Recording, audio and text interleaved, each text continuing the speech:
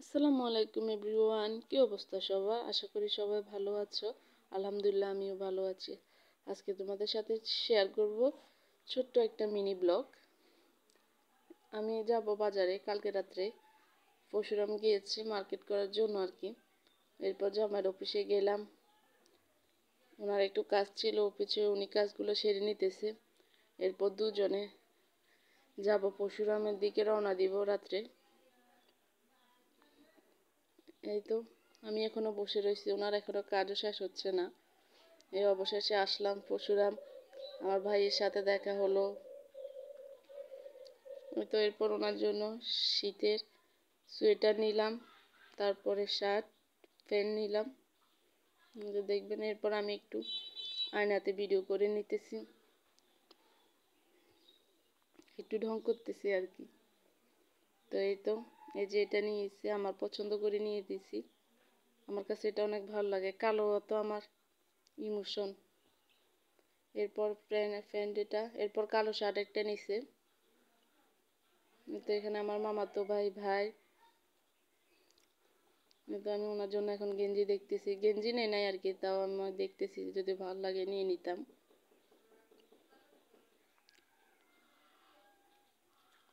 তো এরপর ওনাকে প্যান্ট দেখাইতেছে। এই যে আমার ভাই বলতেছে যে দোকানে এটার নাম যাতে দেখাইতে, ইউনিক জোন। হ্যাঁ, ওনার এখানে কালেকশন ভালো আছে ইউনিক জোনে আর কি। সুন্দর সুন্দর অনেক কালেকশন আছে, কারো যদি ভালো লাগে ভাইয়াদেরকে বলতেছি আপনারা গিয়ে নিতে পারেন। সুন্দর সুন্দর কালেকশন আছে আর কি শীতে। তারপরে এমনি শার্ট প্যান্ট গেঞ্জি। এরপর আমার ভাই ক্যাপ নিতেছে, দেখতেছে ওরে সুন্দর লাগতেছে কিনা। এরপর ওর কাছে বলে ভালো লাগে না এটা, এরপর নেয় নাই। এরপর আসছে বনফুলে। এরপর আসছি আমরা ঢাকা হোটেলে বিরিয়ানি খাওয়ার জন্য।